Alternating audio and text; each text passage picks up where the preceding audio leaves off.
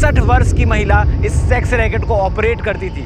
और इससे भी ज़्यादा चौंकाने वाली बात यह है कि ये तमाम सेक्स रैकेट पूरे परिवार के बीचों बीच चलता था। यानी उस घर में, जिस घर में इस महिला के 2 बच्चे, 2 बच्चों की बीवियां और उनके भी बच्चे, यानी पोते पोतियों के बीच में ये तमाम सेक्स रैकेट चल रहा था। इसमें जयंती नगर में सूचना के आधार पर जब दबिश दी गई और पॉइंटर भेजा गया तो उसने बताया कि हाँ, यहाँ पर ये देह व्यापार का अवैध रूप से कार्य किया जा रहा है। ये जो लड़कियां थी उसमें एक तो कलकत्ता की रहने वाली है और दूसरी रायगढ़ क्षेत्र का होना बताई और तीसरी कांकेर क्षेत्र का होना बताई थी अपना।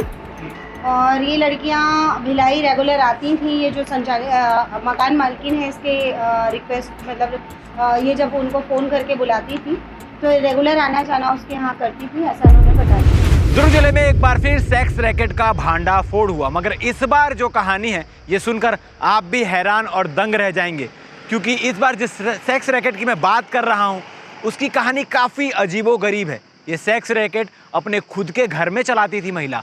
चलाने वाली महिला अधेड़ उम्र की, यानी 63 वर्ष की महिला इस सेक्स रैकेट को ऑपरेट करती थी। और इससे भी ज़्यादा चौंकाने वाली बात यह है कि ये तमाम सेक्स रैकेट पूरे परिवार के बीचों बीच चलता था। यानी उस घर में, जिस घर में इस महिला के 2 बच्चे, 2 बच्चों की बीवियां और उनके भी बच्चे, यानी पोते पोतियों के बीच में ये तमाम सेक्स रैकेट चल रहा था।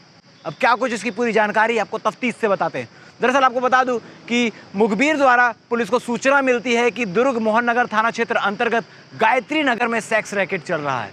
मुखबिर द्वारा पुलिस को सूचना मिलती है कि दुर्ग मोहन नगर थाना क्षेत्र अंतर्गत जयंती नगर में सेक्स रैकेट चल रहा है और काफ़ी धड़ल्ले से चल रहा है। जब पुलिस की टीम वहां पर पहुंचती है तो उस घर से, जिस घर में एक भरा पूरा परिवार रहता था, उस घर की मालकिन शशि उपाध्याय, जिसकी उम्र 63 वर्ष, इसके साथ ही जसप्रीत सिंह 32 वर्ष और लखन सिंह 33 वर्ष, ये 2 कस्टमर के रूप में वहां गए हुए थे और सेक्स रैकेट में इनकी संलिप्तता थी। इसके साथ ही 3 लड़कियां जो वहां पर मौजूद थी। आपको बताया जा रहा है कि इसमें से एक लड़की कलकत्ता की रहने वाली, दूसरी कांकेर, तो तीसरी छत्तीसगढ़ के ही अन्य जिले की बताई जा रही है। अब इसमें क्या कुछ चीज़ें और निकल कर सामने आती है ये देखने वाली बात है।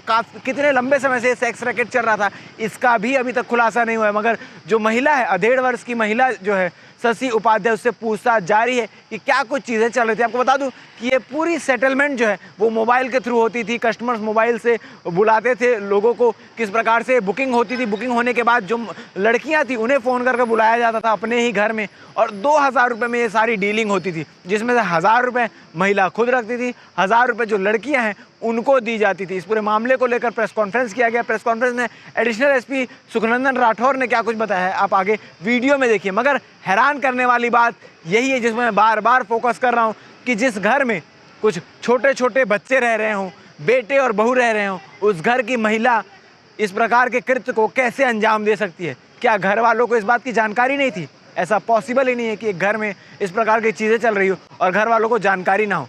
पुलिस को कई नगद रुपए भी मिले हैं, उसके साथ कई आपत्तिजनक सामान भी घर से बरामद हुए हैं। इस प्रेस कॉन्फ्रेंस में क्या कुछ हुआ आप आगे वीडियो में देखिए। मोहन नगर थाना क्षेत्र के जयंती नगर में अवैध रूप से देह व्यापार की सूचना मिली थी। मुखबिर सूचना के आधार पर कार्रवाई की गई है। इसमें विशेष टीम 2 राजपत्रित अधिकारियों के नेतृत्व में किया गया था।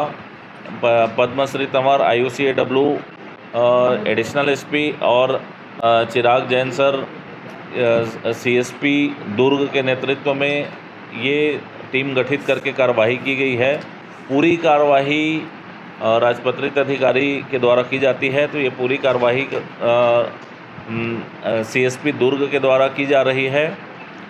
इसमें जयंती नगर में सूचना के आधार पर जब दबिश दी गई और पॉइंटर भेजा गया तो उसने बताया कि हाँ, यहाँ पर ये देह व्यापार का अवैध रूप से कार्य किया जा रहा है, जिसके आधार पर टीम ने दबिश दी। तो वहाँ पर से एक महिला जो संचालन करती थी उसको और 2 पुरुष वहाँ पर से पकड़े गए और देह व्यापार में लिप्त लोगों को भी वहाँ से पकड़ा गया।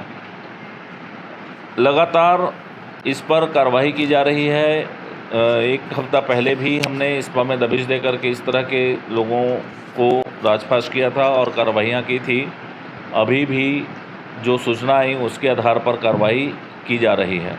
विशेष और अलग से भी पूछताछ की जा रही है कि ये कहाँ से आए, कैसे आए और क्या इनका ऐसा विवरण हो सकता है। इस पर और अगर जानकारी है तो हमारे जो साथ में कार्रवाई किए हैं वो अधिकारीगण हैं, आप लोग पूछ सकते हैं। लड़कियां कौन सी कितनी लड़कियां थी और कहाँ की लड़कियां थी और कब से यहाँ पे काम कर रही थी इस धंधे में शामिल थी? ये जो लड़कियां थी उसमें एक तो कलकत्ता की रहने वाली है जी और दूसरी रायगढ़ क्षेत्र का होना बताई जी और तीसरी कांकेर क्षेत्र का होना बताई थी अपना। जी और ये लड़कियां भिलाई रेगुलर आती थी। ये जो मकान मालकिन है इसके रिक्वेस्ट मतलब ये जब उनको फ़ोन करके बुलाती थी तो रेगुलर आना जाना उसके यहाँ करती थी, ऐसा उन्होंने बताया। स्वयं का मकान है उनका? जी वो उसका स्वयं का मकान है जहाँ पे उसका परिवार भी साथ में रहता है और परिवार के बीच में ही वो इस तरीके का कृत्य करवाती थी लड़कियों से। मकान कैसे होता था और कितना लड़कियों को मिलता था और कितना मकान मालकिन रखती थी? 2000 लेती थी। बता दीजिए। सब बता दीजिए। इसमें मकान मालकिन जो लोग आते थे उनसे 2000 रुपये लेती थी, 1000 रुपये खुद रख लेती थी और 1000 रुपये लड़की को दे देती थी। 1000 वो रखती थी मकान मालकिन, 1000 लड़के होते थे। हाँ मकान मालकिन को नहीं गिरफ्तार किए हैं। दिन भर में सारे कितना ही ग्राहक आ जाते थे, बताया क्या? बहुत सारे चीज़ें, कुछ मर्यादाएं भी रहती है। इस वजह से विवेचना का जो पार्ट रहता है ठीक है। तो जो मेन प्रमुख बातें हैं उसको आपके समक्ष पेश कर रहे हैं, वो चीज़ बता रहे हैं। आरोपियों को ले आए।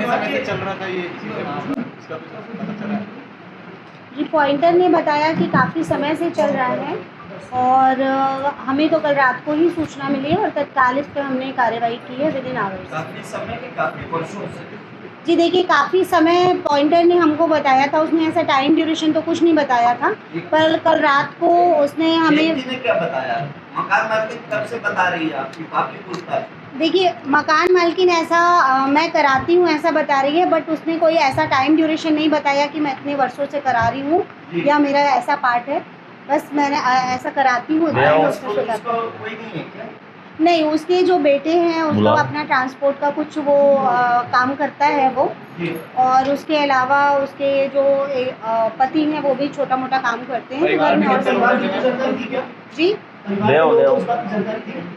परिवार के लोग उसी घर में रहते थे तो वो तो इनकार कर रहे थे कि हमें जानकारी नहीं है, पर ऐसा संभव नहीं है कि उसी घर में ऐसा क्रियाकलाप हो और परिवार के लोगों को जानकारी ना हो।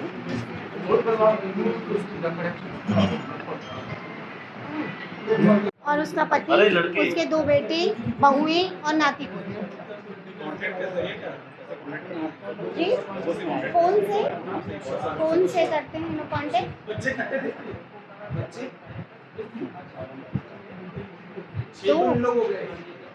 दो छोटे बच्चे, एकदम छोटे बच्चे थे, बहुत छोटे हैं वो। दूसरा आगे तुम्हारे मतलब उसके बहू के बच्चे हैं वो छोटे हैं, बहुत छोटे हैं। इसके 2 बेटे हैं। कौन सा वाला है? वे व्यापार ये करवाती थी ना। उनको तो पता था, बच्चे के सामने ऐसा बोल रहा था, इनको पर तो पासको लगाना था। देखिए विवेचना में लिए हैं और जो तथ्य आएंगे उस पर आगे की कार्रवाई करेंगे। समाज में यही काम करेंगे, इनको पर तो पासको लगाना। अब ये विवेचना का पार्ट है और उसमें आगे अगर ऐसा कुछ चीज़ आता है तो धाराएं जोड़ी जाएगी और हमारे कानूनी विशेषज्ञों से भी राय ली जाएगी। ठीक है।